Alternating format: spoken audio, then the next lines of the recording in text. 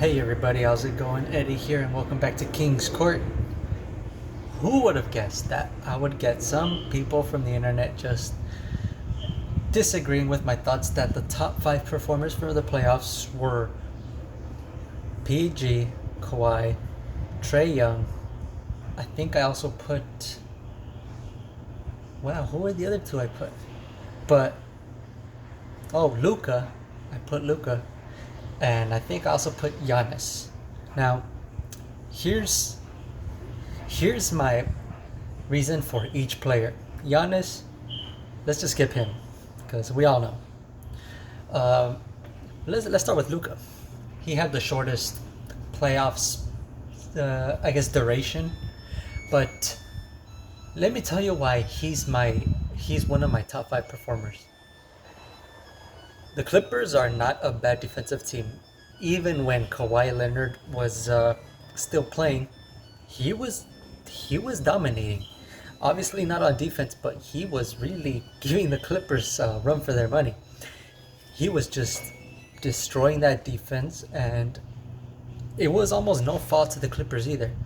Yeah, once they started benching Patrick Beverley and kept him off Luka Doncic, they started succeeding, but Kawhi, PG, Marcus Morris, all these guys, they kept throwing at him, and he would find a weakness from each defender and just expose it. And it's amazing because he had fun doing it.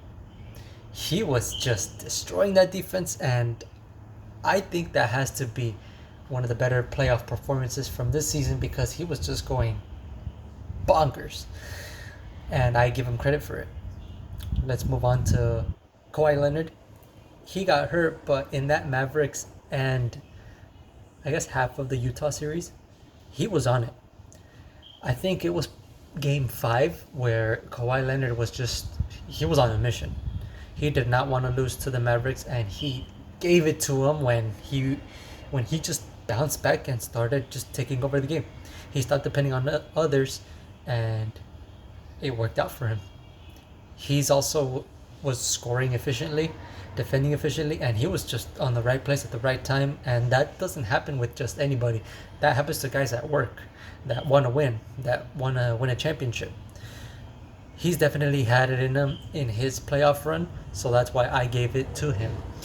He was just efficient every game. There was no game where I just thought he didn't show up. I don't remember him having a game where he scored less than 20, and a lot of other superstars did score at less than 20 in at least 1 or 2 games. Kawhi, I can't say that about him because he was on it, and that's why I think he deserves his recognition. He's been consistent, and I saw no shortage of that when I was watching Clipper games. Let's move on to Paul George. Now, we all know what he was doing with the Clippers and how far he took them once Kawhi went down, but he was okay the whole time as well. Efficient, showing up, and let's put the pandemic P to rest already, or in my words, the plandemic. Let's just put that to rest already. He was one of the better performers in this playoffs, not just for the Clippers. He was an elite company, and I don't think the screenshot of him being in company with, what was it, Wilt, Abdul-Jabbar, James, and I might be wrong, but maybe Durant too, in a single playoff run from each of those players. He joined that company. I think it was about 35 and plus, 10 and plus, and it might have been 6 and plus, but I cannot remember. That's elite company. If your name is attached to those guys in a playoff setting, you don't deserve to have the name Pandemic P anymore. That should be laid to rest. Just like a lot of the memes that I guess people stopped using, like the Warriors blowing a 3-1 lead, Seahawks not running the ball, that sort of stuff. It's just, this Pandemic P thing is dead, but in the sense that Paul George laid it to rest, not time. So that's my argument for Paul George. Jesus, you guys have me saying Pandemic P now. And I also said Trey Young. Trae Young to me was one of the funner players to watch this postseason. I don't even like watching the Hawks series in any of their series. I guess the next one I just wasn't into it. That's the series I probably cared about the least after the Sixers Wizards one. But Knicks Hawks, I couldn't get behind it. Two teams that had their first playoff appearance in multiple years. I couldn't find myself to care enough to watch a game. I saw halves and bits of it, but I definitely wasn't committed to watching any of them. But one of the things I did enjoy watching was all those highlights of Trae Young just trying to be the public enemy. I guess it's also him just hearing one maybe fan just heckle him, and then he just takes it out on everybody in the building. That might be it. I love those theatrics. I think it builds the game, and he has fun with it as well. He could show out. He could be playing bad, poorly, and he'll just suck it up. Like, okay, I lost. These fans could go ahead and make fun of me all they want. That's the kind of impression I give from Trae Young. So there's that, the narrative. And then there's, well, the narrative being that he's a villain. Let me make that clear before I move on. Also, I think he had a really tough a really tough playoff, I guess, teams that he was playing against. He started with the Knicks, not a bad defensive team. One of the better ones, I think, if not what, maybe top five. I can't remember the exact numbers, but Knicks were definitely above the top 10, and they might have been top five. So he played the Knicks, a defense heavy team, beat them in five. Then he plays the Sixers, a team that's also very defensive heavy. He had to go through players like Ben Simmons, Matisse Thybulle, Danny Green. I guess you can make an argument of how good he was, but let's move right along. And then if you pass those guys, you got to go through Joel Embiid, who's definitely no scrub on defense, I'll tell you that much. But that's a tough lineup to have to score, let alone 20, 25 on a nightly basis. Trae Young had to be dropping his buckets so that the Hawks were able to advance. He gave the Sixers trouble, and he took that series to 7. I think it speaks volumes to what Trae Young can do. He could score and he could space the floor. That says a lot about his game. It's sort of like how Curry was able to just maneuver around everybody and just help his team, not by necessarily assisting, but just giving the open looks because he gets so much attention. Trae Young is definitely not in the level of Curry, but you can see the way teams play him that it opens up the floor for everyone else. That's why John Collins, Kevin Huerta, or Herter, and who was the other guy? Wow. See, I didn't watch that many Hawks games, but it just says a lot of things. Bogdanovich. There, got it. It just says a lot about what Trae Young can do with the team, given that he's got the pieces around him. He definitely took them far. He took the Bucks to 6, and then after getting hurt in game 2 or 3 of the Eastern Conference Finals, he took them that far.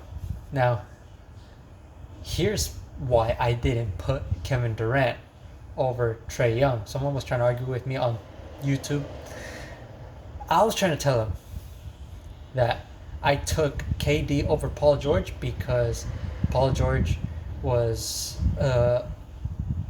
great with his team. He had no other superstars, but he was able to do damage. He took the Western Conference Finals champions to 6 games. He should have lost after going down 2-0. But no, this guy did not stop. He continued performing. He didn't shrink. There was no pandemic P. He was Paul George. And now, I hate making this case as well, but I guess because Kevin Durant and Paul George was kind of you know, they both did really good stuff for their teams.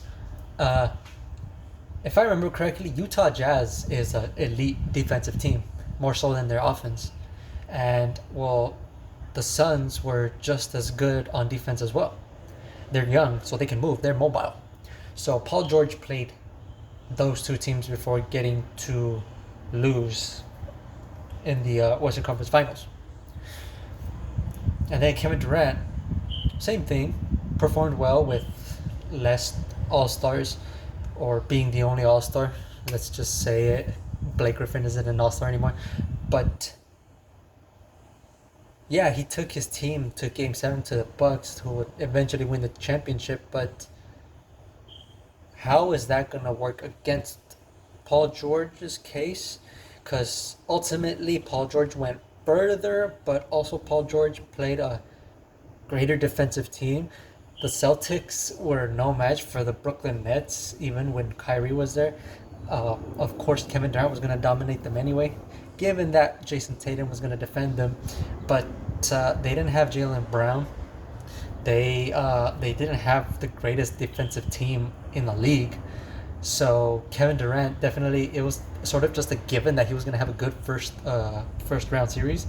And then Paul George was able to pick apart in the second and the third round, be against the greater defensive teams, whereas Durant lost to the better defensive team. Still dropped good numbers, but it's no knock against him because he still had an amazing series. I just don't think it was any better than Paul George's. Paul George's performance went three, and I'll say it, three playoff series long. Kevin Durant, he had two of them.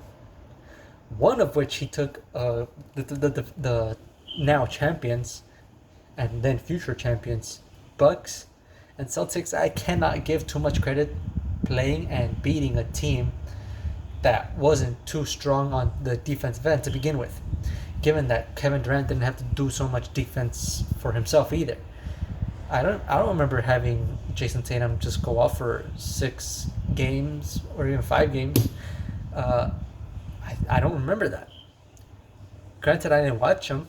I don't watch those games, Brooklyn Nets versus the Boston Celtics, but kind of just goes to show that the Celtics just were not there. They were already picked apart. They were already like just deteriorating.